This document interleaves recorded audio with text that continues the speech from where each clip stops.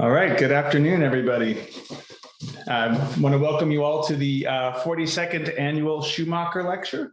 My name is Matt Stinchcomb, and I am the board chair at the Schumacher Center for New Economics. I thank you all for joining us today. Quick word about the Schumacher Center. It was founded in 1980, and our work is to envision the elements of a just and regenerative global economy, undertake to apply these elements in our home region here in the Berkshires of Massachusetts, and then develop the educational programs to share the results more broadly, thus encouraging replication. We recognize that the environmental and equity crises we now face have their roots in the current economic system. And we believe that a fair and sustainable economy is possible, and that citizens working for the common interest can build systems to achieve it. Our natural commons are best held by the regional community. Money issued can be democratized, ownership should be more diversified, and that labor should have a part in the ownership structure. We favor the face-to-face relationships fostered in local economies, and do wish that we were all gathering in person today. But we deliberately focus on transformative systems and the principles that guide them. To learn more about us, you can visit our website, centerforneweconomics.org. It's now my pleasure to introduce you to Natasha Holst, who is a staff member here at the Schumacher Center. She's the program director for the European Land Commons. Natasha's role is to support international and national collaboration for land commons, raising awareness of community land trusts as a proven vehicle to broaden access to land in a fair, place-based, democratic, and voluntary manner. Together with a group of organizations, she recently funded the Dutch land trust, Grond van Bestaan.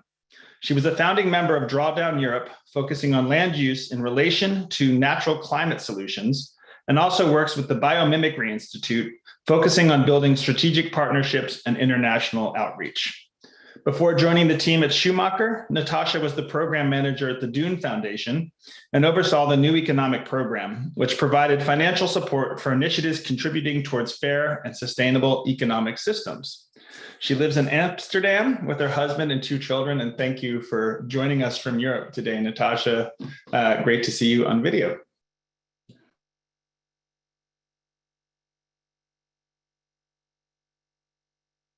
Thank you, Matt, and thank you.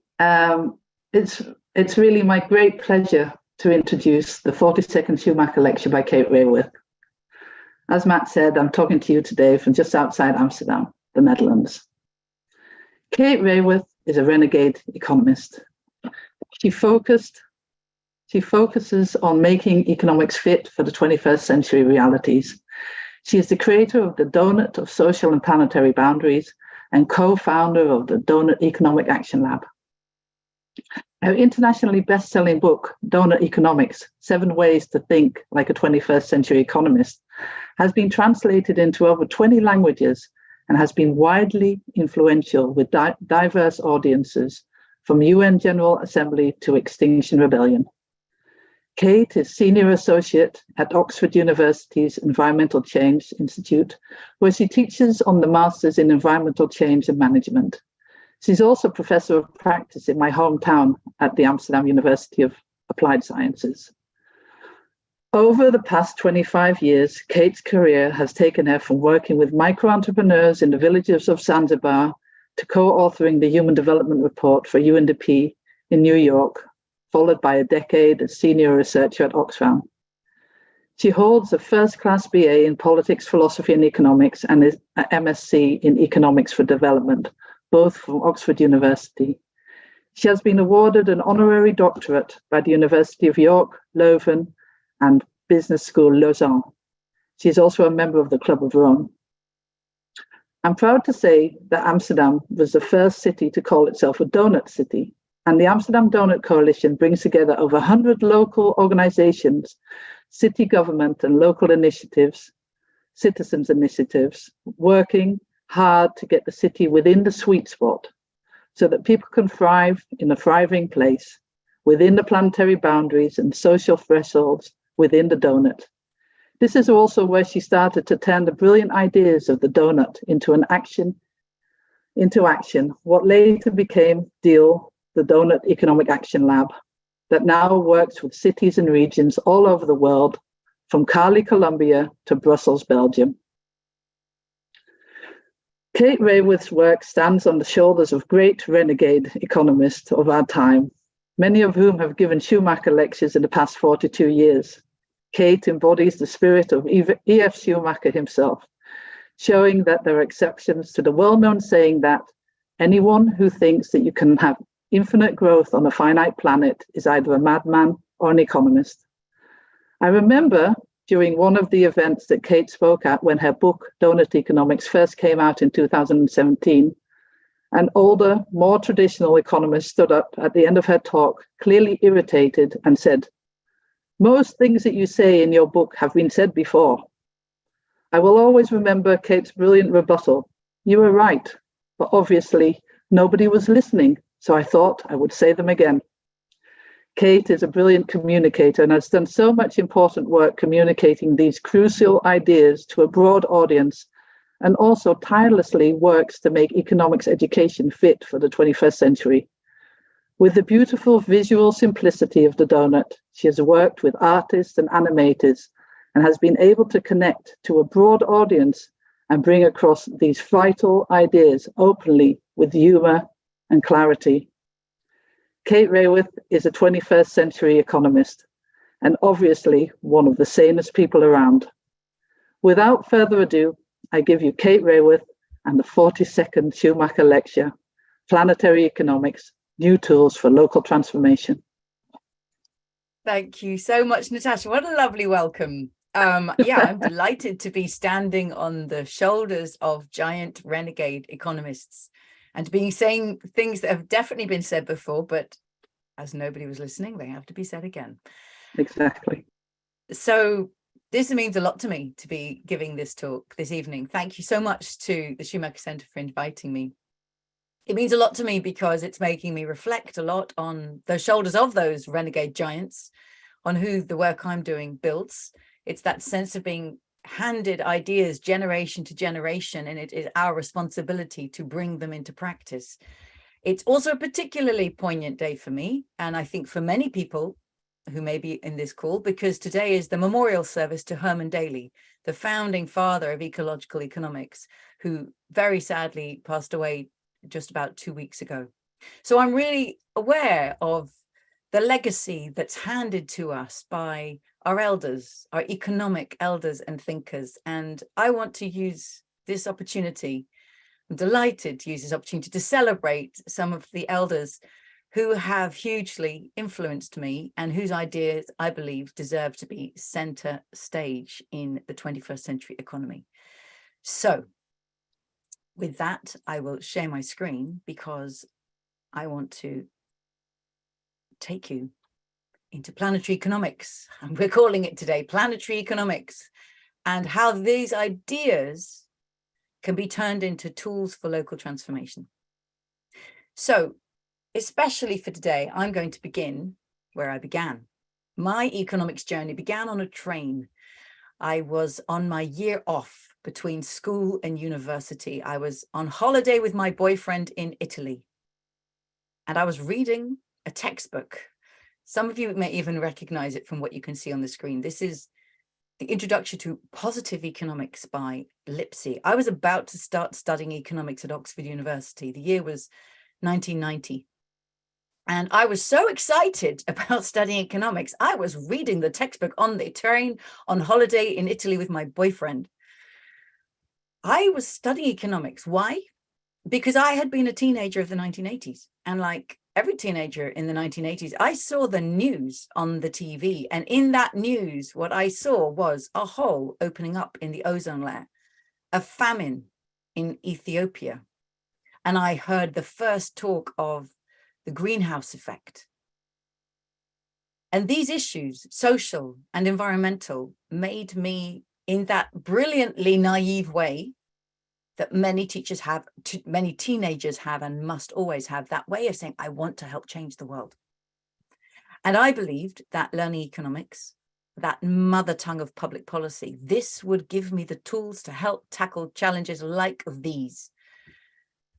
So I bounded off to university, and I was soon disappointed and frustrated because the concepts in Lipsey's book and indeed in all mainstream economics textbook, do not equip us, I profoundly believe, to transform these challenges.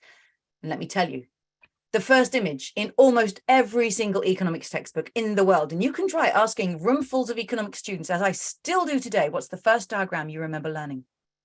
And it's always the same. It's supply and demand. That's a very political act. Welcome to economics, the art of household management. Here is the market. Why? Why do we start there? By doing that, we put the market at the center of our vision. We make price the metric of concern. And we find ourselves calling everything that falls outside the price contract an externality, a profound problem to which I will soon return. The portrait of humanity. Who are we? We are told we are rational economic man, and the model that's made of us would look like this if it were actually drawn in the books. He would be a man without caring responsibilities. He's standing alone, independent of others. He's got money in his hand. That's how he interacts with the world. He's got ego in his heart. That's what drives him. He's got a calculator in his head. That's how he knows the answer to everything. And he's got nature at his feet, nature as his resources. If we carry on telling ourselves that we are like him, and by the way, as we tell ourselves we are like him, we all the more turn into actually being like him. He becomes the model for us. We start to actually value the traits that he caricaturedly tells us we are. We will never learn to thrive and live together as 10 billion human beings on this planet with this as the model of ourselves. And then a third big diagram or concept that comes across in this and all economics textbooks is the idea that the goal, well, it's growth. In fact, we don't even need to talk about it. The goal is growth endlessly. No matter how rich a nation already is, the economists and the politicians will tell you that the solution to its problems lies in yet more growth. I believe these three ideas are profoundly problematic. And the idea that they should equip us to challenge not only the challenges of the 1980s, but now the 21st century is outrageous. And I get very angry very quickly when I think and I know that today's students are still encountering these ideas when they study economics. Now, I had an added problem. I was studying economics in Oxford at Balliol College. And one day I strolled down the street to try and find something wider. And I picked up this book in the local bookshop. And I started reading it. Of course, it was completely different to anything that I was being taught. So it was mind-blowingly exciting. Now, here's my problem, though. My professor was Wilfred Beckerman, who had written the counterpart to Small is Beautiful. He had written a book called Small is Stupid. He had written a book, in fact, I have it here, in defense of economic growth. Now, the first thing I have to say is that Wilfred turned into a great friend in my life. He became a wonderful, lifelong friend, and he so sadly passed away a few years ago, and I miss him. I miss going for walks with him. But my goodness, we had different worldviews. What Wilfred really taught me was to dare to critique. And I know ultimately he did not approve of my critique, of his critique, but we remained firm friends to the end. But of course, what he was teaching me and what the syllabus told him to teach me was so radically different to what Schumacher was offering that I didn't know what to do with it. My solution came, my way forward, and the only thing that really held me to economics came in the second year when I opted to study development economics. And I had the great blessing to be taught by Professor Frances Stewart. And the very first essay that she set for me has really been the question that I've been trying to answer for the rest of my working life. What is the best way of assessing development? And that's literally my first handwritten essay for Frances Stewart, written almost literally 30 years ago to the day. What struck me as so extraordinary was that I had to opt for this rather specialist paper called Development Economics, the Economics of Developing Countries, to be invited to ask what success looked like. Because over there in mainstream economics, over there in the mainstream economics department, well, that's not a question. We've got economic growth. That's what we're oriented towards, and we're not actually going to have a conversation about it. I find it extraordinary that you have to go to a special discipline to actually ask the question. And I realize I have been trying to answer that my whole career, and I've come up with one version of an answer, and it looks like a donut. And of course, I'm going to talk about that more. And I owe a huge debt of gratitude to Frances. And if she's with us right now, thank you, Frances, for steering me with this question through this mire of worldviews, the challenge. And I believe every student today should ask this question: what does success look like? Because only if we start there will we have even half a chance of guiding ourselves well in the 21st century. So let me show you this compass that I came up with many, many years later. In fact, it was 20 years after. In 2012, I first drew this diagram. It's a donut. You don't have to eat donuts. This is the only one that actually turns out to be good for us. It's conceptual. The best ones are. You can think of it as a compass for human prosperity. So if you think of humanity's use of Earth's resources radiating out from the center of this picture, then the hole in the middle is a place where people are left falling short on the essentials of life.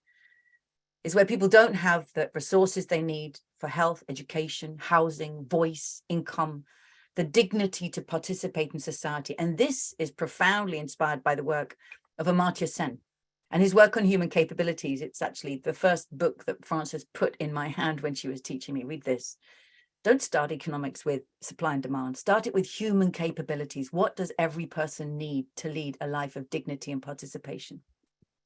So leave no one falling short on these essentials. And how can we express Amartya Sen's concept of human capabilities? Well, I crowdsourced from the world's governments because they have, of course, in the Sustainable Development Goals, together recognized what every human being has a claim to meeting these essentials, these social essentials that enable us all to lead that fundamental of life. So I call it the social foundation. Leave no one in the hole, get everyone out of the hole into the green donut itself. Yes, that's half the story. Because we also know that as we collectively seek to meet our needs and our wants, we start to use Earth's resources, and then we start putting pressure on our planetary home. And let me turn to Fritz Schumacher. One of the quotes you'll find early on in Small is Beautiful. There is overwhelming evidence that the great self-balancing system of nature is becoming increasingly unbalanced. He understood this, he sensed it, he spoke it. He didn't have the metrics, the data at the time. And we've got them now because in 2009, Earth system scientists led by Johan Rockström, Will Stephan, created what they call the planetary boundaries, the 9 life-supporting systems of our planetary home, that self-balancing system of nature, and started to quantify them for the first time. And so that's the outside of the donut, those systems that keep life working on this planet. So put the two together, and we want to leave no one in the hole, but don't overshoot Earth's limits. The aim is to meet the needs of all people within the means of the living planet. And when I first drew that, people responded so rapidly when we published it as an Oxfam discussion paper. I was fascinated by the power of shapes, by the power of pictures. And I looked to many indigenous cultures and other worldviews and was just immediately struck by how often the symbol in those cultures of well-being, of health, of thriving is a dynamic circle. Somehow dynamism caught within the circle, whether it's the Maori Takarangi, the Enso circle, Ken, the Taoist yin yang, the medicine wheel of Turtle Island, the Celtic double spiral, the Buddhist endless knot. It's as if the donut begins to give a Western economic mindset half a chance of moving towards the shape of wisdom that many, many other cultures have long known. And I've begun to think of donut economics as somehow a Western economic mindset recovery program, because we can't just take a concept, you can't just take Taoism or the medicine wheel. That would be cultural appropriation. The Western mindset needs to find its own way away from its inheritance towards something. How do we learn from these other cultures? And how do we find and express it in our own way? If balance, which the donut shows us, is where we want to get to, we are dangerously out of balance, right? The shape of progress isn't endless growth. It's thriving in that green circle, but we are massively out of balance, as the red in this diagram shows. Billions of people falling short on the essentials of life, and we are overshooting multiple planetary boundaries. Now here, and as I went back and looked again at small is beautiful. I found really interesting different approaches. Of course, Schumacher is very well known for this quote: the aim should be to obtain the maximum of well-being with the minimum of consumption. And indeed, if we were doing this, we would be thriving in the donut. There would be no red here at all. But the donut itself aims, I would say, for something complementary but slightly different. The donut's aim is to ensure that everybody can fulfill at least the minimum of their essential needs, leave no one in that hole. And we must do that within a maximum of pressure on the planet. So it's coming from a different place. It's coming from a place of saying, look how violated people's rights are. Look how degraded the living planet is. Rather than aiming right now for the optimum, let's ensure that whatever developmental steps are next taken, we at least prioritize meeting the needs of all, and we start coming back within the means of the living planet. So it's a minimal justice basis. We can see the degradation, the injustice in the headlines of the newspapers, whether it's on the climate crisis, whether it's on pollution, plastics, phosphorus, water shortages, land degradation, destruction of other life on Earth, toxic air. I love this quote from NASA, however: hole in Earth's ozone layer finally closing up because humans did something about it. And that's the point. We can do something about all of this. Indeed, in the words of the American writer Edward S. Burroughs, after taking one look at this planet, any visitor from outer space would say, I want to see the manager. We want to see the manager, not only for the ecological degradation, but for the human impact. Water and energy shortages are fueling a global food crisis. And the stat that I find hardest to actually comprehend, the richest 1% of people own half the world's wealth. I'll say that again. The richest 1% of people on the planet own over half of the world's wealth. There is no chance of getting into the donut with these dynamics. This is a world that's profoundly degraded, running down the living planet. This is a world that's profoundly unequal. We have to turn this story around. And I'd say that this story, the headlines, the image of the donut, this is our state of knowledge of humanity in the living world. And I believe it's what our children and their children will judge us for. What did you do once that you knew? Once you'd seen this picture and you can't unsee it? Because last century's theories and government policies and business models and lifestyles, none of them were designed to solve this. So we need new theories, new government policies, new business models. We need new lifestyles to turn around this story. What I'm showing you is the donut at the global scale, but of course, a lot of action and policy making happens at a national or more local scale. So let's go to the national. My brilliant colleague, Andrew Fanning and Dan O'Neill and others created these national donuts. So we can see, for example, Malawi on around $1,500 per person per year. Massive human shortfall, not overshooting their share of the pressure on the planet. You've got China with that double whammy of both human shortfall and overshoot. At the end, you've got the United States. Strong inequality, that's the red wedge on the inside, the inequality, which of course causes deprivation for many, and massive ecological overshoot. And the reason I'm showing Denmark today, and I could have shown you Sweden or Norway or Finland, because people think, oh, but those Scandinavians, they've got it sorted, haven't they? I mean, they are really ecologically sound. No, they're not. No, they're not. No, they may have clean air and clean water and forests, but their global footprint, their consumption footprint is overshooting planetary boundaries, just like every other high-income country. So I throw a challenge to everybody. Next time you find yourself talking about developed countries, I ask you, where are you talking about? Because there is absolutely nothing developed about overshooting planetary boundaries. So I can't think of a single nation in the world that has a right to say we're a developed country. We're all developing on a transformative journey. Let me make that really clear. Here's a diagram of over 50 national donuts. Now, the goal is to be in that sweet spot in the top left-hand corner, to meet the needs of all people and come back within the means of the living planet. First of all, you can see there is no country that's there. And the nearest country, it's Costa Rica, nearly meeting the needs of its people, closer than any other country to being within the means of the living planet. What can we learn from Costa Rica?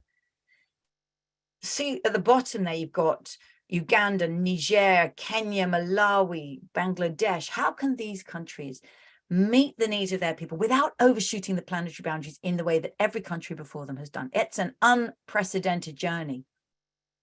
How can middle-income countries like China, Turkey, Bolivia, Russia, South Africa both meet people's needs and already combat within those planetary boundaries. That's never been done before. And then the high income countries. Hello, United States, Canada, and Australia, the big red ones, throbbing red sticking out there at the side. Sweden, Norway, the UK, Germany, Netherlands, any high income you like needs to come right back within. That's never been done before. We don't yet know how we're going to do this. So every country here should have an unprecedented level of humility and ambition.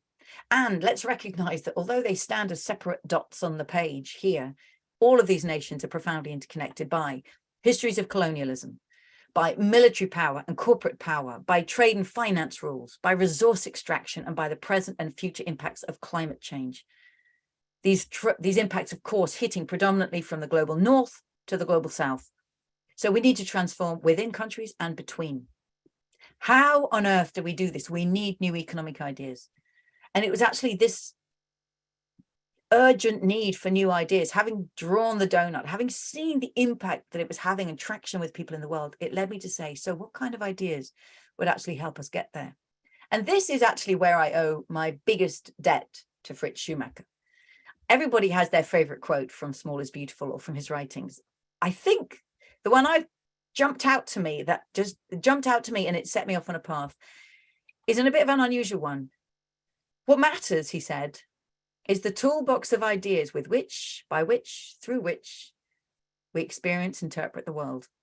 And I remember I was sitting in a cafe in Brussels reading his book at the time. And in the midst of all of his ideas, when this sentence jumped out to me, it gave me such a feeling of permission to start gathering ideas for that toolbox, to push aside the textbooks and the logical consequences of all that's gone before and ask, what ideas would you want to actually source and find and create now and put in your toolbox?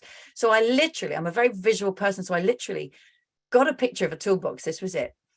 I got a picture of a toolbox and I photoshopped inside it the donut. And this became the way I wrote my book. I had a big PowerPoint file. It was called Toolbox of Ideas Keep Adding. That's the name of the PowerPoint file. I've still got it. And I just started gathering ideas, and almost all of them were visual pictures that excited me, that reframed the fundamentals of the world, whether they were about feminist economics or the second law of thermodynamics or systems thinking or planetary boundaries or a circular economy or distributed design or the logistic growth curve that doesn't grow endlessly but grows up, or resilience thinking. And these ultimately led me to start thinking, what are the big principles I want to draw out? This was me thinking along the way, and it ended up being 7 ways to think, 7 old diagrams and 7 new diagrams. And this was published as Donut Economics, the book, in 2017. So I'm just saying this to celebrate. Thank you, Fritz Schumacher, because it was literally this quote and this idea of assemble your toolbox. The 21st century student deserves something new. This is what excited me and inspired me. It made me feel free and permitted to just gather ideas from feminist economics and complexity and ecological economics and institutional economics and behavioral economics and see what happens when they all dance on the same page. And I was thrilled by what I found. This was the economics I hadn't been taught, and it was so exciting, and that's what compelled me. And I believe these ideas and many others should be the starting point for 21st century economics that should already be being exactly what's taught on the curriculum and still yet isn't. So let me take you into some of this story. What's the first diagram? If you've introduced the donut as a goal, here's one goal among many other cultural goals. Here's a goal. We want to meet the needs of all people within the means of the living planet. We can debate that goal. That's great. We're having a conversation, but let's say we just take it as the goal for now. Okay. What would be the first diagram representation of the economy that you bring? I would never, ever start with supply and demand. I start with this diagram, and I call it the embedded economy diagram. It's, as Natasha introduced, it's built on the shoulders and on the ideas of many others. If you know of ecological economics, feminist economics, and commons thinking, they're right here. So it's an economy that's embedded in society, because the economy is a social construct. We invented it, we can reinvent it. And human society is embedded in the rest of nature, because we are a part of nature in the living world. And that move of placing humanity and society in the living world, a big debt to Herman Daly, to Robin Wall Kimmerer, Janine Benyus. These 3 writers massively inspired me. And today I'm going to just lean into talking more about Herman Daly, because he has so recently left us in this world. And I feel the legacy of his ideas so strongly. So here's the problem that Herman Daly encountered. It still is the problem we face. This is the way mainstream economics represents, or it literally fails to represent, the living world. In microeconomics, well, it shows up when you have your supply and demand, and then there's a gap between the private marginal cost and the social marginal cost. And we create this little gray triangle wedge. That's the living world. If you ask a mainstream economist, tell me how you talk about the death of the planet, how you talk about the hole in the ozone layer, climate breakdown, ecological collapse. They say, yes, it's an environmental externality. There it is. It's that gray wedge. I mean, I swear, if an alien from outer space, if aliens wanted to take us down, they don't need to invade. They would just show us, oh, humans, this is a really good way to represent your planetary home. Like this'll serve you, because they know that we have absolutely no chance of protecting the living planet on which we depend, of which we're part, if we're going to show it in economics as a shaded gray wedge. So that's the micro. And the macro, it doesn't even show up at all. Macroeconomics' main diagram of the circular flow of income and goods. If you really want to try and make the living world visible, you say, well, it's a form of capital, right? You've got labor and capital provided by households to business. In return, they get wages and profit. Okay, let's call the living world a kind of capital as land. So all of life, all of the delicacy and complexity of the world is bound up in capital, and let's call it a form of land. We are giving ourselves no chance of protecting the only known living planet in the universe if we carry on like this. These aliens, they're laughing. They're laughing all the way to the Intergalactic Council, because we are completely going to fail. So Herman Daly was having none of this. Herman Daly was working at the World Bank, and he recognized that you have to see the economy as a subsystem of the living world. It's a wholly owned subsidiary, he said, of the living world. And the economy is an open system, right? It's drawing in matter and energy, and it's putting out waste matter and waste energy. That's those arrows going through. So it's within the living world, which is a closed system, because it's closed to energy. It's closed to matter. There's just energy coming in, thank goodness, from the sun, and waste heat going out. And Herman Daly brilliantly said, well, maybe once we could have imagined that we lived in an empty world. There was so much sky, so much sea, so many fish in the sea, timber in the forests. We could just puff out our carbon emissions and it would just go up into the cloud. The atmosphere is so big, and we couldn't possibly disrupt. We could kind of treat it as out there. We could leave it blank. But we don't live in empty world. We live in full world. We live in full world where the economy is bumping up against the edges of the ecosystem. It's the point of pressure. It's the point of scarcity. And when it's not labor that's scarce, but the living world that's scarce, when it's not resources, but nature's capacities, then your priorities change, don't they? And this, to me, when I first saw this diagram, it completely changed my worldview. And it taught me the power of pictures. As Donella Meadows would say, pictures can change our paradigms in a blink of an eye. And of course, what turns out to be the case is not that we are delicately touching up against the edges of the planet. As the planetary boundary scientists came along decades later and said, actually, we are massively overshooting our pressure on the planet and at risk of serious breakdown and irreversible decline. So thank you, Herman Daly, for bringing this in. And that's why I would always start by showing any student of economics that economy is embedded in the living world. But let's dive inside the economy and let's recognize that there are many different ways we provision for our wants and needs. Yes, there's the market. There's also the state with public services.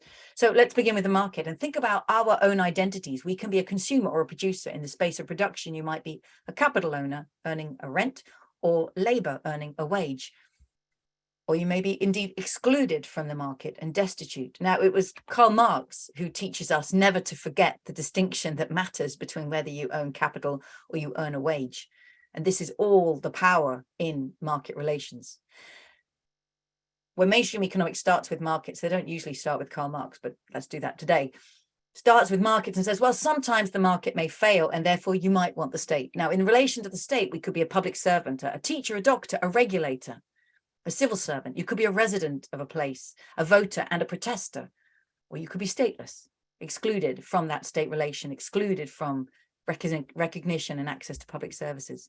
And two people who I think have done a really great rebalancing of this market state boxing match of the last 50 years are Mariana Mazzucato, whose work on recognizing that the state can actually be entrepreneurial, and Hajun Chang, born in Korea when it was called a third world nation, watching his home country use the state, use public regulation, use trade policies to actually become one of the richest countries in the world. He tells a very different story about the role of the state in industrial policy and in a nation's development. So we've got the market and the state. And of course, these two show up in GDP. That's what national income accounting measures when it shows the output of an economy. But across this horizontal, we are missing two massive other ways that we provision for our needs and wants every single day. Let's go to the household, where you may be a parent, a partner, a relative, a child, engaged in all that unpaid care work of cooking, washing, cleaning, sweeping, raising the kids, doing it all again tomorrow, getting labor fresh and ready for work to show up at the factory door. Or you may be kinless, excluded from that family relation. And many feminist economists, such as Nancy Folbray, Diane Elson, Peggy Antrobus, have made that unpaid care work and its essentiality so central to the economic story. How can it ever be left out? Because it's an utter subsidy to the productive paid economy, the reproductive unpaid care work, the core economy, as many people are now calling it. But also let's recognize the commons, where people meet not through the market or the state, but as a community, and co-create goods and services that they value, sometimes with no money changing hands. You may be a co-creator, a sharer, a repairer, a steward, or you may be excluded from the commons. And this, of course, is the space of Eleanor Ostrom, who didn't, like Garrett Hardin, just declare the tragedy of the commons and generalize about it. She said, well, that's funny, because actually there are a few places in the world that seem to be working. So I'm actually going to go there and research and find out how they're doing it. And turns out the commons can sometimes be a triumph, not just a tragedy. And of course, she came up with the core design principles of how commoners need to collaborate. And then let's lastly look at finance sector. You may be a creditor or a debtor, an investor, a trader, or financial excluded. And this, of course, is an area I believe needs massive rethinking and retheorizing. Money, the design of money and its role. Two people who've definitely influenced me are Stephanie Kelton, bringing back what's now known as modern monetary theory, and Bernard Lietaer, looking at the deep design of money itself and how it profoundly shapes our relationships and our actions and inequalities in society. So that's my detour into the designs and these different traits of the common market. And of course, let's ask ourselves, what happens when we now add in context of power, context of crisis? What's going to happen? What is happening in these contexts? Because these relationships look very benign, but actually markets in context of power and crisis, we see market capturers and rent seekers becoming dominant. The state can become corrupt or the oppressor. In the financial markets, the speculator and the hoarder. In the household, the patriarch and the exploiter. And in the commons, the encloser and the extractor. How do we ensure that as we are in this era, many people will recognize as an era of crisis, permacrisis, polycrisis, that these red highlighted roles don't become the norm? Because of course, there's always power at play in our economies. How can we design our economies, and how can we teach our economic students to take care that we don't end up with economies that only perform in these exploitative and power-based ways, that we actually protect the commons, we value the household, we make markets in service, finance in service, and we protect and reinvest in the public good. So a starting point, as you can tell, would be a very rich base and starting point for many, many conversations about the economy and how it works in its many interactions. So let me pull back and say, here's the donut, here's where we are. This is a world, as the red shows us, of extreme social shortfall. This is a world that's deeply unequal, and it's a world that's deeply degraded, running down the living planet. How do we turn this story around with that richer starting point of what the economy is? I believe there are two dynamics we fundamentally need to change. We need to become distributive and regenerative by design. So let me speak a little what I mean about each of those. If we want to change the future, we need to change the dynamics that are driving the direction of the economy. And we've inherited linear, degenerative industrial systems that take Earth's materials, make them into stuff we want, use it for a while and throw it away. And this is pushing us over planetary boundaries every single day. We need to become regenerative, circular, cyclical by design, so that we don't use resources up, we use them again and again. so that we come to work within the cycles and the living world. We work with Earth's cycles, the carbon cycle, the water cycle, the nutrient cycle. We work with the capacity of Earth to generate resources and the capacity of her sinks to absorb our wastes. Totally different kind of economy. What would it look like? We can only begin to get glimpses of its possibility, from land degradation to land restoration, nature coming back, from industrial systems that throw our waste in the neighborhoods of the world's poorest people, to industries that are designed to repair and reuse and refurbish and repurpose and share. Completely different business models needed to make this happen. From cities with 10-lane highways that are replaced by a river and a park. This isn't Photoshop, this is real. This is in the city of Seoul. From hospitals, imagine if you were ill and you needed to be in the hospital, which hospital would you rather be in? This one in the UK where there's not a single living thing in sight, or this one in Singapore, surrounded by, embedded in the nature of the place. We know that humans heal faster when we feel and see nature around us. How do we bring nature back into our cities? So from degenerative to regenerative design, but that's just one of two dynamics. The second, we have inherited economies that through regulation, through the code of capital, through privilege, through networks, through success to the successful, they drive value and opportunity into the hands of a few. And we see the rise of a 1% in many economies, in many countries and globally, and COVID has supercharged that. We need to create economies that are distributive by design, so that value and opportunity that's created is shared with all who co-create it. And what would that look like? Thinking of places, I grew up in London, a city that, like many high-income cities and middle-income cities, have housing and rent crisis, because housing is treated as an investment and speculative asset. And the majority of people are left desperately trying to pay the rent that's extracted by the landlord. The city of Vienna, however, almost 100 years ago, decided that housing is a human right and decided to own the housing in the city in a way that respects that. So over 60% of people in Vienna live in housing that's social housing. It's owned by the city or city-run co-ops. It's central, it's affordable, it's normal. That's because they made the choice to make housing a human right, to make it distributive by design. What about business itself? Why should business be profit-driven? That's a very 20th century norm. It's so ingrained in the business model and the legal fiduciary duty, we think it's just the only way business can be. It isn't. We can have business that's actually purpose-led, like this craft company in Mumbai, where the workers own the factory, where companies pay a profit share, they're cooperatives, they're employee-owned. There are so many ways we can redesign business to make it far more distributive by design. And of course, when these ideas come together, and they can come together in places like cities and in nations, how do we create infrastructures, economies, markets, public goods that are distributive and regenerative by design? They together start to bring us into the donut from both sides.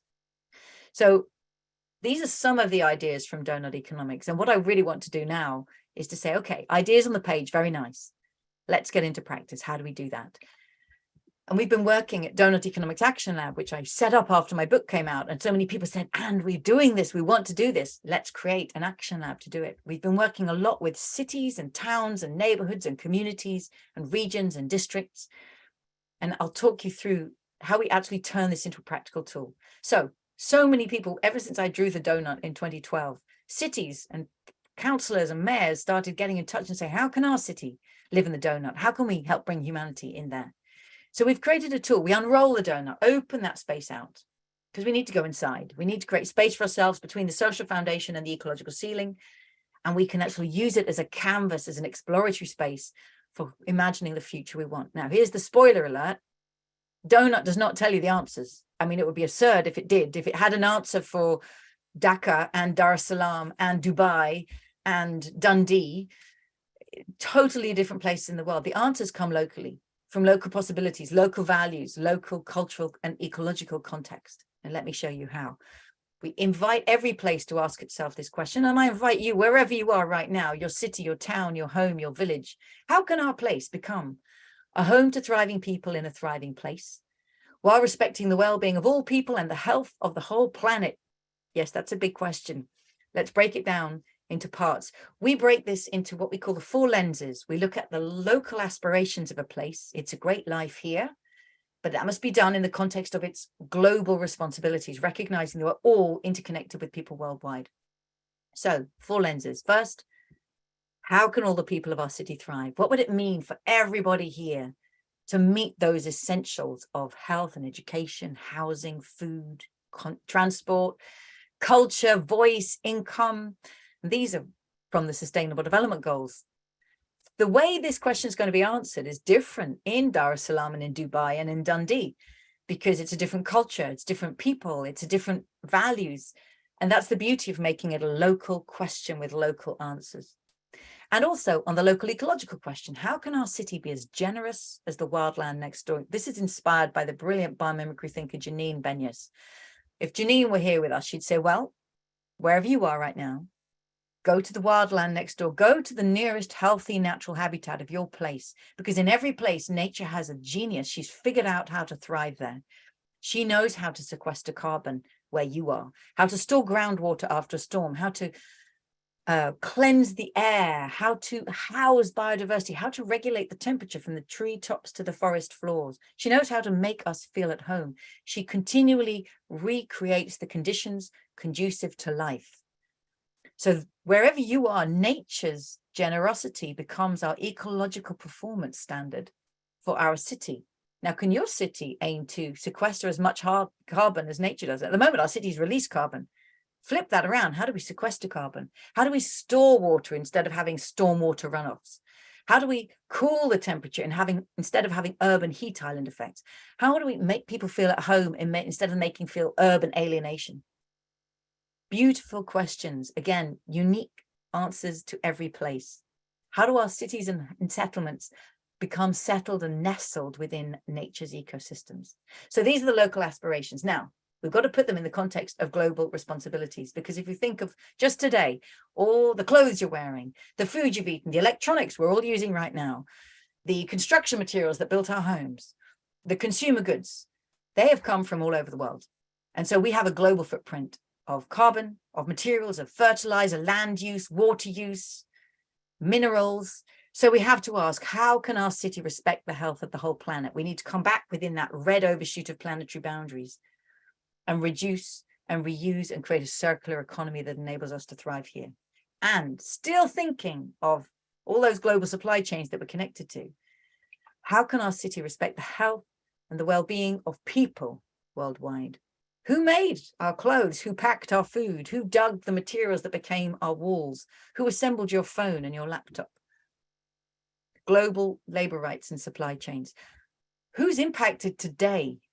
Is it in Pakistan? Is it in Nigeria? Who's impacted today by floods, by droughts, by climate extremes of our lifestyles? And how does our place welcome refugees and migrants when they arrive? What's the official welcome? What's the feel of welcome? How do we relate to and build solidarity with others? So these are the 4 lenses. And as you can see, the answers will be unique to each place. Now, we started using this tool in Portland, in Philadelphia, and in Amsterdam, where Natasha is. In 2009, you can see this is before COVID. And these are policymakers in the city and community members. And what they said in these workshops is it's such a relief to be together working with a holistic framework that lifts us out of our silos, not just transport strategy or climate strategy or water strategy or social inclusion strategy. It's all here together. Let me tell you some stories of places that have adopted the tools. So Amsterdam, as Natasha said, was the first city to create its portrait through the 4 lenses of the donut and launch it in April 2020. That was the height of the city's COVID crisis. And they put it on a Dutch orange donut, and they said, our goal as a city is to be a thriving, inclusive, regenerative city for all residents while respecting the planetary boundaries. They put this concept at the top of their circularity strategy with a commitment to being 50% circular by 2030. That's a tall order. And 100% circular by 2050. And started going on housing, on textiles, on food. And we know that Amsterdam, when Amsterdam began, this kicked off amazing peer-to-peer inspiration with other cities. Within 6 weeks, the city of Copenhagen had a massive majority vote in the council to say, we too want to explore the donut. And it started kicking off all over. Crucial also in Amsterdam was the Amsterdam Donut Coalition, as Natasha mentioned, a network of civic organizations that said, well, hang on, we're doing many, many different things, but they all contribute to bringing humanity into the donut. We're going to create the Donut Coalition here and celebrate the pioneers and recognize that what's already in action is taking us in this direction. And I think in Amsterdam, it's been particularly powerful having both the city council and this civic network holding each other to account, pushing each other along. So it's the government and the civil society together making that progress.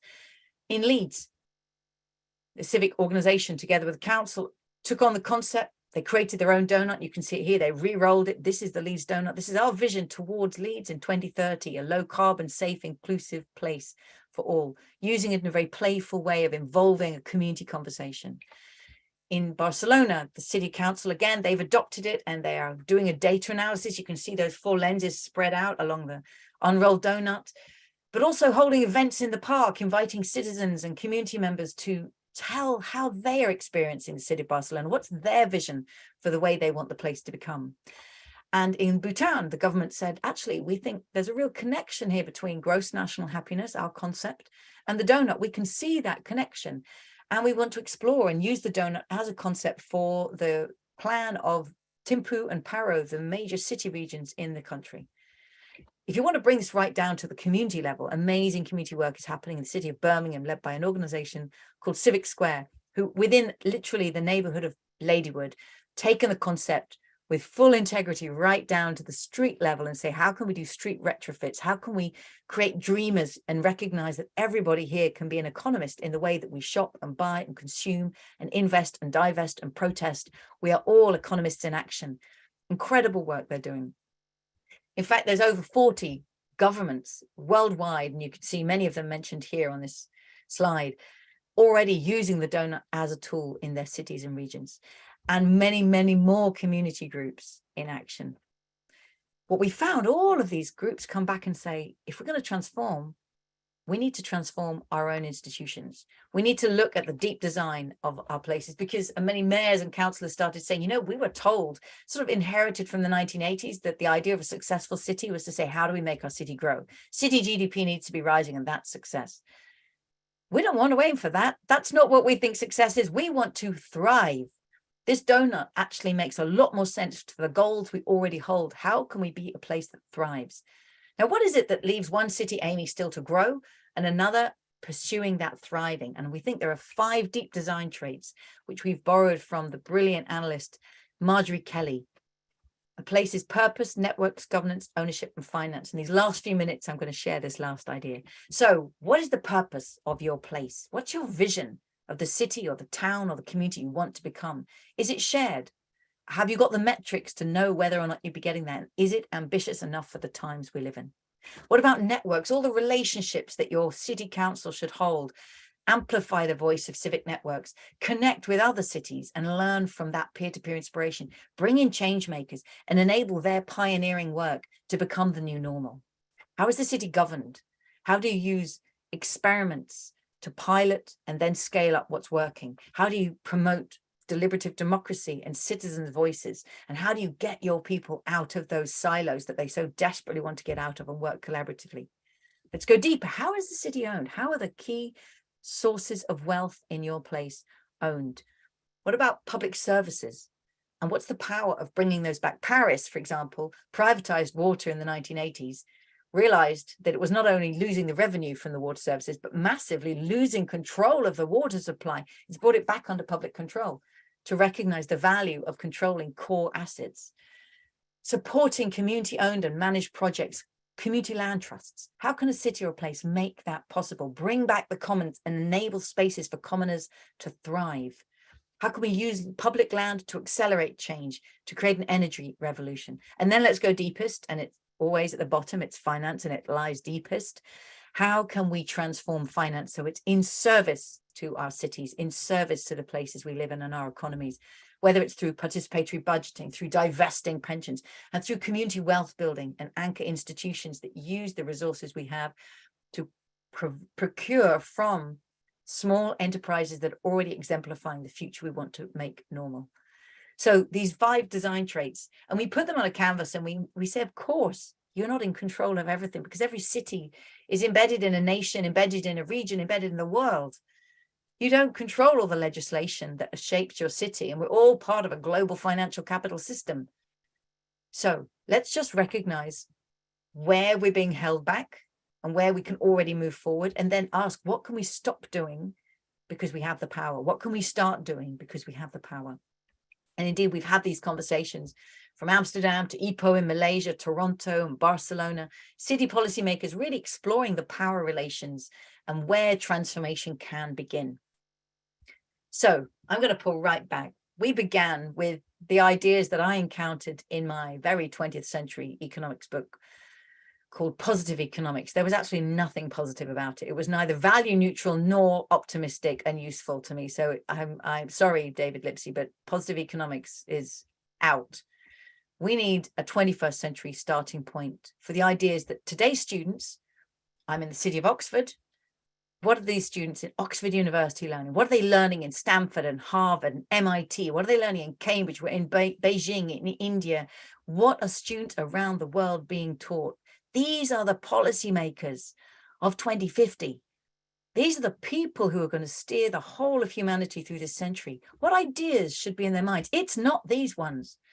And I get that. I'm getting angry again. It's a travesty. It's an outrage that they are still taught this starting point, because it is no way equipping them, and they know it.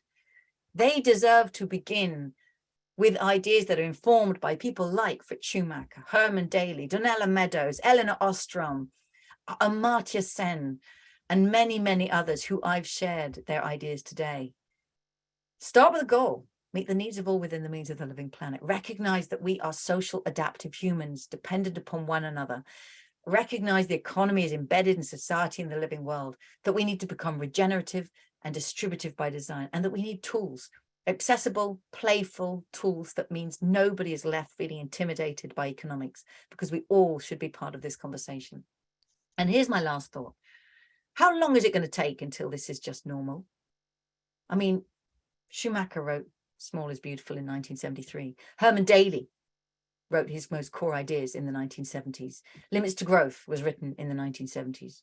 I was born, I mean, I'm 51 years old, I'm almost 52. So I'm a baby of 1970. I'm the child who they probably hoped their ideas would be taught to me and others like me when we hit school. No, because it's still not happening. It's still on the fringes. The mainstream curriculum still doesn't do this. And actually, as I reread Small is Beautiful, I found this quote from Schumacher. He said, the third or fourth generation, that normally is the time it takes from the birth of an idea to its full maturity, when it fills the minds of a new generation and makes them think by it. And it's time. It's time for these ideas to be presented to students, because one thing I do know is that when students encounter these, they say this is my starting point. This is what I want to learn. And they actually start to rise up and rebel against the textbooks and the mainstream curriculum. The Rethinking Economics movement internationally is leading this work. And any young students, I absolutely encourage you, and teachers encourage you to be part of that network and take it forward.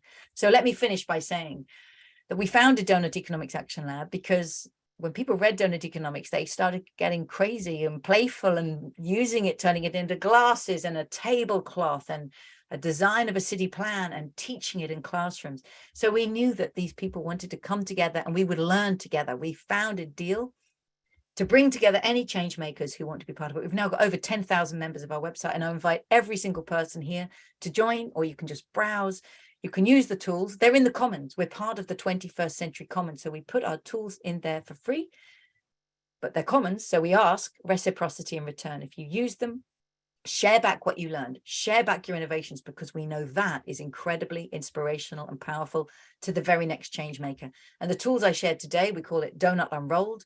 If you want to explore them for your place, these will be the tools to go for. Take a look. I very much hope you use these tools, and let's do justice to the legacy of Schumacher, of Herman Daly, of all those whose ideas have long been waiting to be put into practice. It's time. Thank you very much.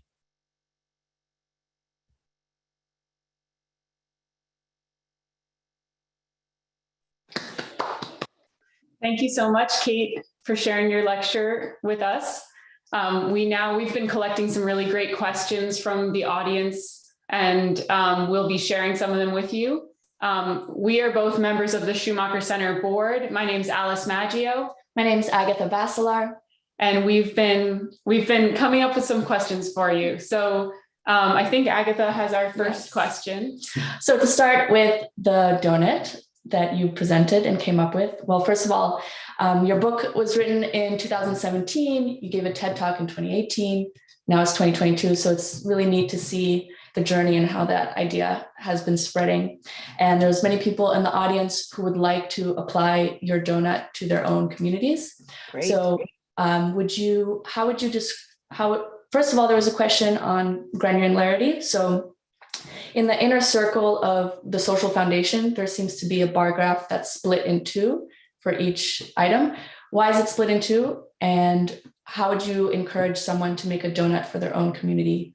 And how long does this process normally take? What's involved? Oh, great question. Okay, why is it split in two? Yes, here we are. Here's the donut. So some of these, like here's food, there's only one bar, right? And that's the number of people in the world who don't have enough food to eat every day. So that's the caloric shortfall. Now, some of them have two. Let me go to, say, energy, right? It's split. The reason there are two, because if you think about it, when I was doing this, I was thinking, okay, how do we show visually, very simply in a snapshot, the status of people, the number of people in the world who don't have access to clean energy services? Now, of course, if you start looking at data, there's a lot of different metrics. And my challenge I set to myself is, can I show it with just one or two? So for energy, we've got the percentage of people who don't have access to electricity. And then we've got the percentage of people, and that's, I think, 13%.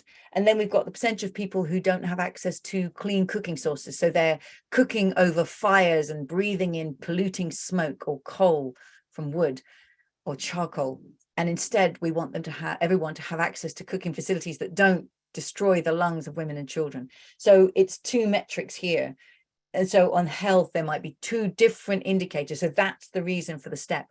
And it segues very nicely into the second part of the question. How can you do this in your local community? As I showed, the Donut Unrolled tools goes into much more detail and invites you then, let's say we were saying, okay, let's look at access to health in your local community. It then becomes a community question. Well, one, what's our target here? And often city councils or town councils have got a target. Everybody here should have access to good health services and lead a healthy life, no matter their background or income. Cities have targets like this. So, okay, well, the city already had a target. Shall we ask ourselves, is it good enough? Do we want to improve our target? This is an opportunity to set our sights higher. And two, how would we know if we're meeting it? So what data do we have in our city about the people's health status? And what kinds of metrics could we find? Now, some cities have great sources of data. There are other places, people have used this, for example, in Uganda. They said, well, we've got almost no data. So they've started by taking photographs or collecting stories, or what other ways can we gather data here if it's not all recorded? So it can become an amazing community project. And I'm actually very excited about the idea of schools taking this on as a project, either for their school, let's look at our school community, or for their school in their town and their neighborhood. And how can we turn this into a project where we gather the data? How long does it take? Well, it can take as long as you like. Some in the city of Leeds, and I showed the one from Leeds, a brilliant academic at the University of Leeds called Paul Chatterton, had 4 master's degree students who were looking to do a dissertation. And so each of them took one of those 4 lenses. And as their dissertation, they gathered the city of Leeds's targets that they had, and they gathered the best available data. And together, those 4 dissertations created the basis of the Leeds Donut. So that's one way. In Ladywood in Birmingham, that community-led portrait, they did it over, I'd say, 3 or 4 months as a community initiative, engaging and inviting people to get involved in citizen-led science. And the city of Barcelona are probably doing it over about 6 months. So of course, it depends on how much depth you want to go, how many people are involved, and you can see it as a one-off. Well, if you create that portrait, then it becomes like a baseline. Okay, we can use this over time to measure how we're doing, how we're improving. But all of this information and many examples of different ways of getting started are in those tools that I shared. So I'd really encourage anybody to go on Deal's website and look for the Donut Unrolled tools. So for those tools, I saw that you have some that are meant for cities or communities, and then you also have some that are built for businesses to think about their own business and how they might transform. And for both cases, I was wondering if you see certain aspects of those tools or steps of the process where people often stumble, or where, you know, it's really hard to get over assumptions that we have. And if you see that, and then how do people overcome those stumbling blocks? I know that you talk about the networks, governance, financing, and I was kind of thinking about those specifically. Exactly. So let me just say that on businesses, we have been really careful around business, because just as when I first drew the donut in 2012, cities and towns said, we want to do the donut. Businesses came too. Oh, we want to be a donut business. And my hackles immediately went up, and I thought, well, this is going to get co-opted pretty quick.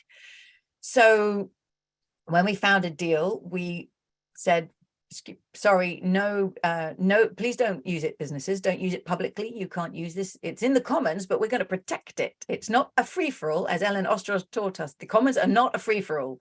There are rules that we follow as commoners. And so first we said, you cannot use it as a business until we're ready, because otherwise business will eat us for breakfast.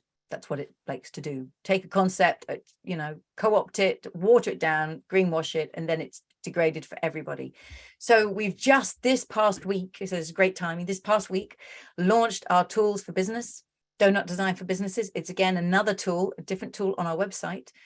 And it invites every company to look at itself. How is it pushing humanity out of the donut? That's the way business actually was traditionally profitable. How is a company helping bring humanity in the donut? How can it become regenerative and distributive by design? Radical ideas. And we invite companies to imagine transformative ideas to become regenerative and distributive. And as you just suggested, we say to every company, look, we don't particularly need to talk about the design of your products. I mean, that's ultimately what's going to change and what consumers are going to see different. But that's not where we want to end up. We don't want to end up talking about the design of your products. We want to talk about the design of your company. And guess what? It's around these Save 5 design traits. And this, Marjorie Kelly really actually drew this up, first of all, around the design of enterprise.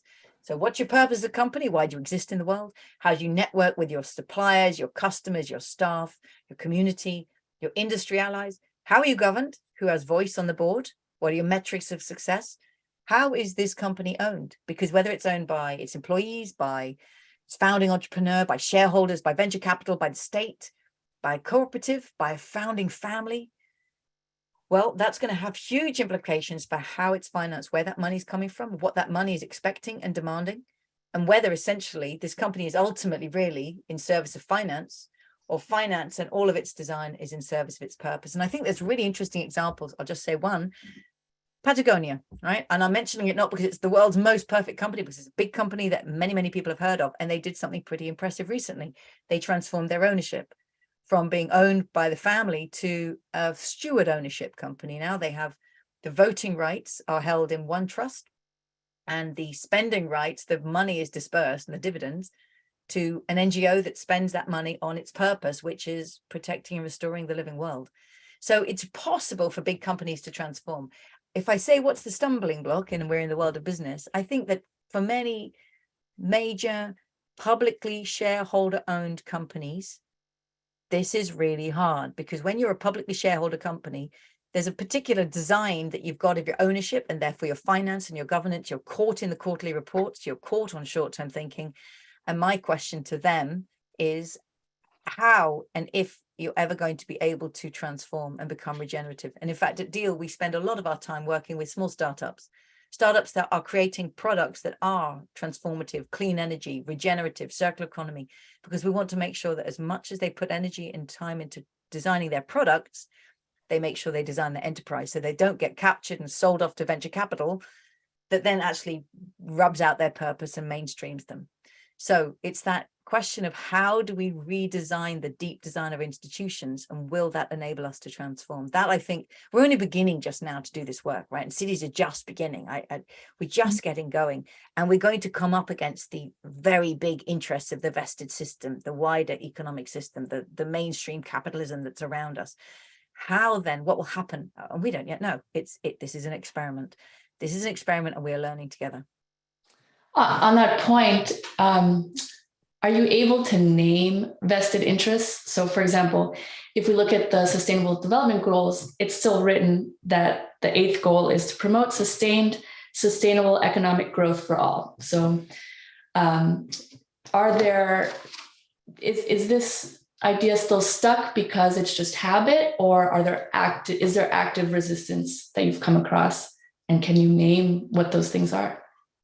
So certainly in the Sustainable Development Goals, Goal 8 has that it's like the Trojan horse inside the social goals. And so when I show the Sustainable Development Goals, I'm only showing the social priorities. That goal is not in the ones, it doesn't show up in the donut, and the donut actually is a major counter to the presumption of endless growth. It says, no, we need to learn to thrive. So the history around the SDGs, writing the SDGs, I remember they were being created at the Rio Plus 20 conference in 2012, when the donut was actually first launched. And I know that originally there was the concept of planetary boundaries was there. And then as the finance ministers got closer and closer, and as the conference got closer and suddenly the big ministries starting turning up, I know there was a meeting where the finance minister of Brazil said, what's this planetary boundaries? That is a limit to our development. Take it out. Planetary boundaries were taken out. And this idea of growth gets put in. And it's not just growth for the low-income countries. And I profoundly believe that low-income countries like Malawi, like Bangladesh that I showed, their economies will and must and should grow. And that growth should be channeled into meeting the needs of all people. And then they will need to grow in regenerative ways. So I want to be very clear. I'm not against growth where it's needed so that we grow until we're grown up. But it's used to meet the vested interests of all countries. So it's like a shield that all countries must grow. Now that's because we're locked into the growth-centric paradigm of mainstream capitalism. We're locked into an economy where finance has been designed, and this takes me back to the work of Bernard Lietaer, finance has been designed with cumulative interest. So it assumes that this is its shape, that it will accumulate endlessly. And it's profound, because everything on this living planet, life deteriorates, potatoes rot, and newspapers rot, and human bodies die, and metal rusts. We are subject to the second law of thermodynamics. But money accumulates. It has compounding interest, and Fritz Schumacher knew that, and Aristotle knew that, and Marx knew that. And so the design of money means it's endlessly seeking its return. And it exploits and consumes the living world. It exploits and consumes the unpaid care of parents. It has a racial capitalism. It exploits Black and brown bodies in its name to drive that return. So there's the vested interest, and it shows up in the major fossil fuel companies that still are, today are raking in record profits, because they have for so long lobbied to first obfuscate and to delay action on climate change. I think it's in major companies that are driven by this shareholder return, and it's the power of the owners of capital, that they invest in protecting the power of the rentier economy. And then many governments are in service to this. And so I'm shocked actually that in my own country, both the leaders of the Conservative Party and the leader of the Labour Party recently have said the goal of our government would be growth, growth, growth. I mean, have we learned nothing on left and right in the UK? This is all we can imagine. This is the biggest vision that is being put forward now. It's extraordinary. Well, that kind of goes to one of our other questions, which is that, of course, COP27 is underway right now. And you just mentioned how plenty of politicians are still locked into the growth mentality. And I wondered, and often that discourse is also zero sum, where if somebody gains something, somebody else is losing something. And I wondered if you've seen any politicians or leaders in the state realm that are able to get away from that discourse and talk more about balance and regeneration. Have you seen anybody been able to kind of translate the donut economics message and take it into the political realm successfully? So I will say that when I haven't gone to COP for several years. I first went to a COP in 2006. It was held in Nairobi when I worked for Oxfam. And the COP being the conference of the parties, it's the UN, right? The world's governments getting together and trying to negotiate a climate accord, or not trying. I was really struck when I went to the COP in Nairobi that the only people who you could say were representing Indigenous interests, they were Maasai drummers, and they were entertaining us playing the drums while we were drinking cocktails after the negotiations. There were no Indigenous representations of Indigenous voices. It was so shocking. And that was in 2006. Now, one good thing I'm going to say about the COP is that that has changed over the years, and that Indigenous leaders from around the world, from many different Indigenous cultures, now have voice. And I would say that they have always stood for a world of balance, a world that recognizes social and ecological balance. And they, as I showed at the beginning, many other cultures have this so deeply ingrained in their worldview. And the donut is like a Western recovery program, helping us move towards what is deeply held in their cultures.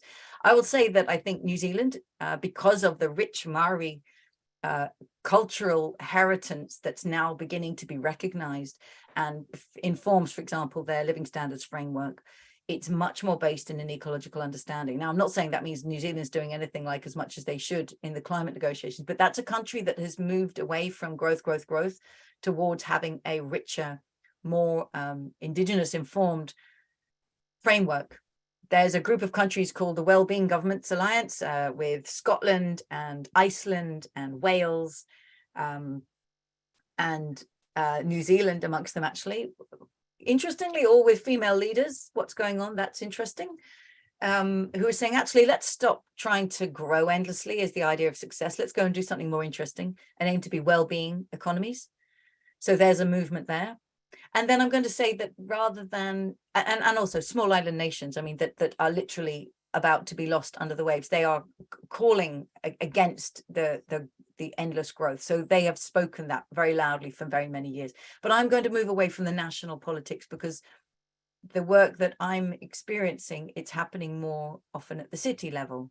And I think cities are a greater site for experimentation and a daring to move and transform your vision. So as I showed that map, that was 40 cities, districts, regions that are embracing the donut and saying, well, we want to thrive. And this actually acts as a compass for us. And just this week, actually, the city of Copenhagen in Denmark, they are advertising to hire a donut policy advisor. It's like an official, it's a real job in Copenhagen City Council. They're saying, we want to adopt the donut model. We want to hire somebody to help us do this.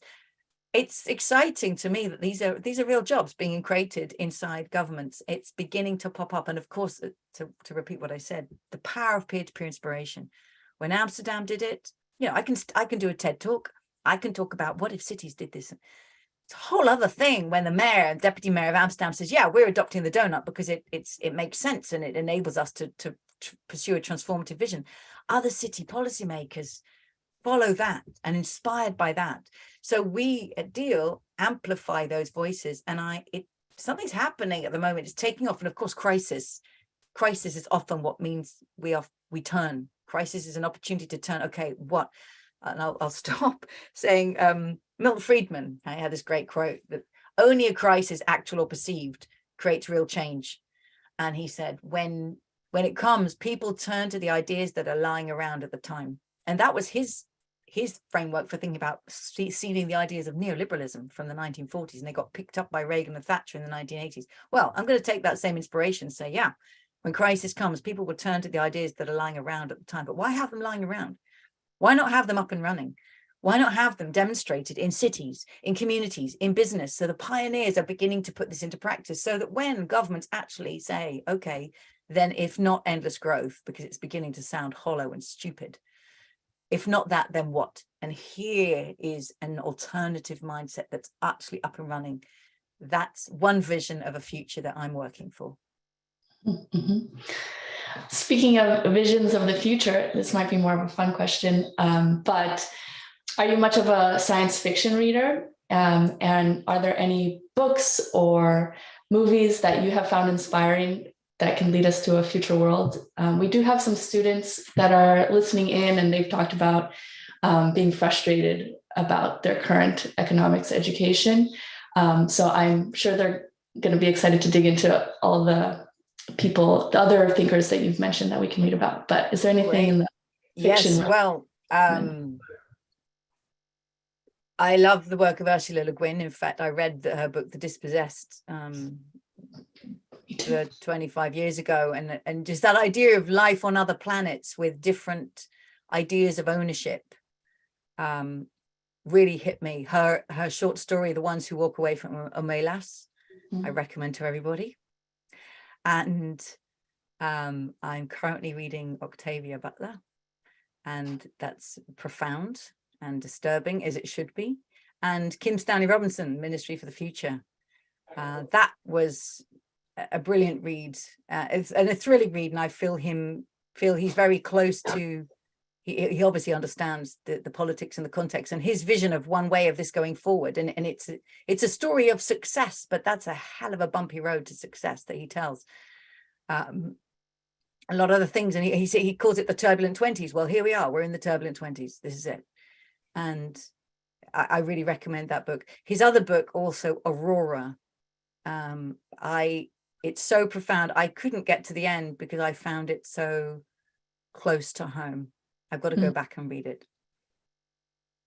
Thanks. But the power of science fiction, just to say, the power of science fiction, because it enables us to imagine other possible worlds. And in a way, these diagrams that I'm showing, and you could say heterodox economics, it's like science fiction. Is it science fiction economics? It's not made up. It's well, all models are made up, right? All diagrams and all models are made up, and it enables us to jump to other possible worlds. This is a world we can create where we respect the market and the state and the household and the commons, and we recognize them, and we teach students that language. And that's why I gave so much care to naming. You can be a steward and a co-creator and a parent and a carer. These are all roles we play. These are all parts of our identity. And fiction has the power to help us imagine futures that we don't have to live through, right? The brilliance of, I don't know, Victorian novels enable us to see relationships that we never want to be in, but we learn so much from their destructiveness. And I'd say Kim Stanley Robinson and other science fiction writers enables us to see future possible worlds that we really don't want to have to live through, and therefore we can learn to avoid them. Or they show us possible worlds that we could create. So it's incredibly powerful to use our imagination, and I think they play a very, very important role as part of the wider movement for transformation. We have a lot of people writing in as students, or people asking about or talking about the importance of education and changing what we're teaching, which is something you talked a lot about. We have a question right here, a student at Yale School of the Environment who just took economics, and she asks, how do we inspire professors to shift from traditional economic theory? That might touch on your own story. I wonder if you have anything to share. So everything about that question, hello, it's the person who asked that question. Everything about the question tells me she's probably just been taught traditional economic theory. And so I wrote Donut Economics. What motivated me to write it was like, right, I'm going to write the book that I wish I could have read when I was a student, that would have told me there's all these other worldviews that you can learn from. And my motivation, my focus was like, I want to help rewrite the economics that's taught in universities. Since it's come out, I mean, when it came out, the reception from academic economics departments is kind of like this. It's like, it's just like, ignore. It's a great tactic, by the way, for, trying to make things go away. Ignore. They ignored it. The students didn't ignore it. So the students keep inviting me, but the academia ignored it. Now, other departments, universities, it's like development studies, open arms. This is home. Geography, welcome. Urban studies, politics, business schools. Business schools want it because business happens on a planet.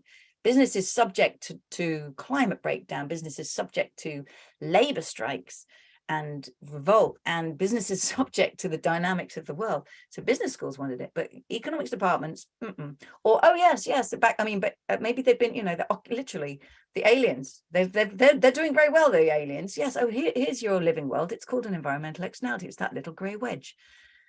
So, I'm not a combative person. I don't go on the attack. But there's something I have to say. There's something happened for me about the loss of Herman Daly, founding father of ecological economics. And all he asked is that every time you draw a box for the economy, just draw a circle around it and call it the world. It's obvious.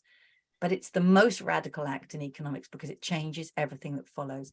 And I meet students today and I hear this question, and it's so clear to me that this still is not being taught. So I've shifted from being patient to actually I'm now impatient, and I'm wanting to work together with students in the Rethink Economics movement and in other movements, and to say, what now do we do?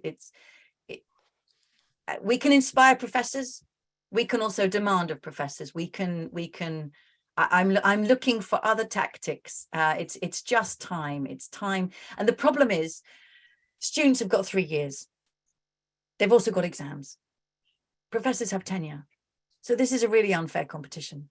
And textbooks have republication dates. So students on this short-term rotation, and then they also come to a moment of, am I challenging the curriculum, or actually am I going to master it? Because I also want to pass my exam. I mean, I'm paying a lot of money to be here. So it's time for this transformation. I'm delighted to say that in our team at Donut Economics Action Lab, we are literally in the process of hiring a schools and education lead.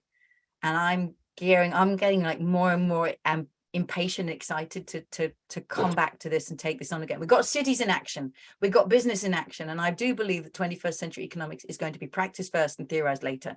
But the practice is now really getting underway. So let's get back working with the teachers, and they're amazing teachers. Here's to the teachers who do this anyway. Here's to the school teachers and the university teachers. And I know there's a lot of them. They send me slides and photos. I'm teaching. I put the donut in my macroeconomics class. I'm teaching it to my A-level students, my high school students. Thank you to those teachers. Let's get this into the curriculum. I will just say one thing, what I was excited to see. So here's the International Baccalaureate. It's an international economics. This is Oxford University Press's International Baccalaureate edition. And it begins, I didn't make this happen. Somebody made this happen, it wasn't me. It begins with a chapter called The Evolution of Economics. And it starts with Adam Smith and it ends with the donut. Look, I've actually got in my hands an economics textbook that's got the donut in. Now the very next chapter goes, okay, now that was the donut. Now here's supply and demand. It kind of, but we're starting. So we cannot wait to work with the teachers and the students. And students, if you're interested in applying these ideas, on Deal's website, donuteconomics.org, there is a tool for research. There's academic reports, but also research. And we're putting out all the dissertations that students have already done, using these tools. So you can learn from what others have already done. And you can say, I'm going to apply that in my place. I'm going to adapt it like this, do it like that. And we're going to be putting out research questions that we think would help this move forward. So we want to work with students who we know want to make their research useful. So we're just about to start building that community. Please join Deal as a member, and you'll sign up to our newsletter. And when we're ready, that will happen really soon. My colleague Andrew Fanning, our research and analysis lead, is going to be leading that, and we're about to get cooking. That's so great to see it in a legitimate economics textbook. Legitimate book, yes. So we had some questions or some skepticism around people who are already comfortable with the way the world is. Maybe they're in a wealthier country or they have their ample means. And there's a quote that when you're accustomed to privilege, equality or balance feels like oppression. And someone asked the question of how can you liberate people from a fear of loss if they feel like this kind of system is going to be bad for them, even though it might be good for other people? Well, that's a great question.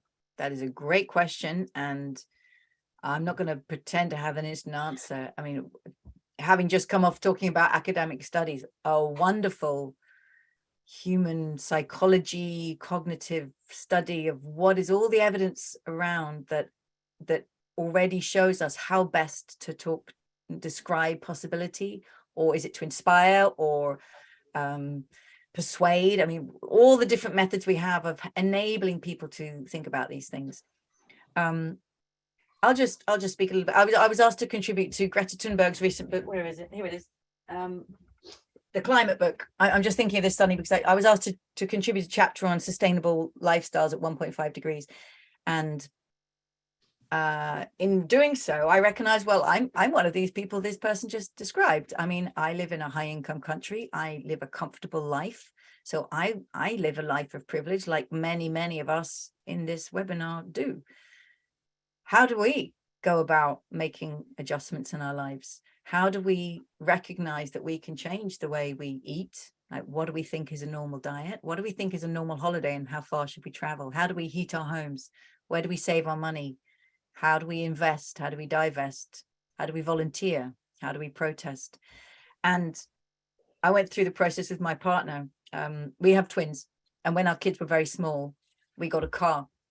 And we called it Shevek, actually, after the character at the heart of Ursula Le Guin's book, The Dispossessed, since we mentioned her before. We got a secondhand car, and then because I couldn't get around with these tiny babies any other way. And then when they were about 11, 12 years old, we said, well, we just can't justify that anymore, because they bike everywhere. They can bike around. So it's time to get rid of the very nice convenience of having a car. And it's really convenient, because actually, you know, one's going to a hockey match, got football on Sunday morning, and I can go and see my mum and dad. But you know what? We know too much. We know too much. How can we justify owning a private car? And we also live in a neighborhood. I live in East Oxford in the UK, where there's now the beginnings of a car sharing scheme, where you can rent a car. So you join the club and you rent a car by the hour. And we just said, let's just do it. So I called up this car. Let's have the car. I don't want to put the car out there and someone else to buy. I just want it to be removed from the roads. It's 11 years old. It was diesel. It should be gone. Its time is gone. So I called up this company. Could you come and take the car away and dismantle it? And it'll all be 95% recycled. And the woman said, yeah, we'll come on, the 3rd of January or something. And then she called back and said, no, we can't come to the 6th. And I was just like, just can't take it away already. This is really hard, because I kept sitting in it because I like the smell of it. It smells of family holidays. It smells of my kids when they were small. I would go on little drives around Oxford, like, oh, are we doing the right thing? It's just that thing just before change happens. That's the hardest moment, right? Change is hardest just before we make it. And eventually they turned up, this woman turned up, this massive flatbed truck, and she loaded our little car up on the back of it. And it went down the end of the road. And it was only when it turned the corner, it was out of sight. Only then, I just had this release. And there was this empty space in front of our house. And we brought some colored chalks, and we immediately started chalking. It was like, don't somebody else to park their second car here. Just space. And I felt completely liberated. And I love being part of the car club. And yeah, it's slightly less convenient, and I have to book it in advance sometimes. But I share that car with other people, and I'm part of sharing. So I'm telling this long story just because it's a really, and I wrote about it in this chapter in this book. It's a really personal experience of change can be hardest just before we make it. And then we can't imagine what we'll gain. We can only see what we think we'll lose. And I think that's just so true for many of the people who were just described about this, that they'll see balance and thriving in a more equitable world as loss. But actually, so many people would say, actually, I want my kids to be able to walk to school in clean air and it'd be safe. I don't want to live in a gated community where I'm spending money and waking night and fear and insecurity because of inequalities. So I don't have the answer, but I do know that change is hardest just before we make it, and we can come through the other side. And I think we will as societies, and say, why did that actually take us so long? Why did we want polluted lungs as we bike to school? So research, let's learn. This is a really great thing. We need to learn how to tell that story, to frame that narrative, to show possible futures that make people say, actually, I'm ready to make that change. Yeah, and I mean, even if I can share this, when the Schumacher Center invited you to come speak, the original idea was to do an in-person event here in the Berkshires, and you responded that you've made a personal commitment not to fly. Can you talk a little bit about that? And actually, there's a benefit to doing things in person, but look, now we have hundreds of participants able to join this conversation online, which may not have happened if we stuck to the old way. Yes. So yeah, I just, my organization, when we set up Donut Economics Action Lab, we were going to be a little team together working in an office in Oxford. We began that way, and then COVID hit, and we suddenly said to our new recruits, don't come. And they were remote. And like so many organizations, we started working like this. Like I'm on Zoom. This is for me normal. I'm like this a lot of the time. This is how I work with my team. And it was at the time of Brexit. It was a time of Black Lives Matter. And it really made me think, I live in the city of Oxford, it's one of the more expensive cities in the UK. I moved here because I worked for Oxfam and I stayed here. But why should anybody who wants to work for Donut Economics Action Lab live in the city of Oxford in Brexit Britain in the UK? Like, that's crazy. If we go online, look how many people can join. So my own life and organization has become part of that remote-based community, and it's opened up so many possibilities. Now we recruit people well, you know, in much wider time zones to our team. It's amazing. Same thing with this. When my book first came out, I traveled a lot, and my kids started saying, "Oh, but Mum, you're always away." And I think, well, that's not what I want them to remember from me. And if I come to visit you, and it would have been lovely, and it would have been great to connect in person, but then I couldn't have actually done the talk to London School of Economics that I did actually on Friday night. And on Friday morning, I was giving a talk to some very wealthy family firms, and I couldn't have done that either. So actually, I'm able to talk with many more people, and we can have people from all over the world, and we can have a much richer conversation. You didn't have to have the means to show up in the institute in the Berkshires. So yeah, I've decided not to fly, and that's my commitment. I haven't said I will never ever fly again. My commitment is, for now, I'm working on the basis that I don't fly. Let's see how that goes. And let's see if anything ever comes up that I think that is so important, I will actually get on a plane for it. And so far, nothing's come up. And if we use these incredible tools to their potential and actually chat to each other and realize we can do so much, and I can wave bits of cardboard at you, and we can actually have a good time. So yeah, I'm not got rid of the car. I'm vegan, not flying, and there's a wonderful website actually. If anybody thinks I kind of want to make these moves, there's a wonderful website called takethejump.org, and there's 6 things you can do if you want your life to be within a 1.5 degree protected climate world, and they include getting rid of your car, almost never flying, rarely buying new clothes. This I bought from, it's my favorite jumper, and I bought it from Oxfam. Only changing your phone once every 6 or 7 years. I got myself a Fairphone after 8 years, and I love my Fairphone. It's a ethical phone. Being vegan, did I say that one? And also acting. So acting to change the system. So move your money or change your engagement politically. So takethejump.org. I really recommend it to anyone who says, actually, I'm up for a challenge, and I know that change is hardest just before you make it. Well, that was a great way to kind of bring it back home and bring it to the personal story. So I think we can wrap up now, and we want to thank you for being with us and sharing your thoughts. And we actually have a comment in the chat right now that says, "This is the most gratifying webinar I've ever attended." So I think that your words are very well appreciated, and we thank you so much. We also want to thank our sponsor for the lectures, the Christopher Reynolds Foundation. And all of you who are listening and participating in the chat and sharing questions. And I hope that we can all be connected by Zoom and other ways. So thank you. Yes, and lots of people have been asking for the slides, and maybe they can ask further questions on social media. But I love the long format of this conversation, and that you were able to tell stories and not just share what you think, but why you think it, and how did you become the person that you are today? What was your evolution? Who inspired you along the way? So thank you for all of that. Well, thank you so much. And actually, it's because it was for this lecture for Schumacher, and I've taught at Schumacher College in the UK, and it was really foundational for me as I came back towards economics. And with the death of Herman Daly, and it's a moment I'm finding myself really reflecting on, and gratitude for the ideas and the legacy of elders, and how the best way we can do respect to them is to put them into practice and to carry it forward. So thank you so much. It really means a lot to me to have done this lecture today and with this honor. And here's to the legacy of our elders. May we do them justice. Thank you. Thank you. And we'll be adding your voice to the Schumacher lectures now. So we're very glad. Thank you. Thank you so much.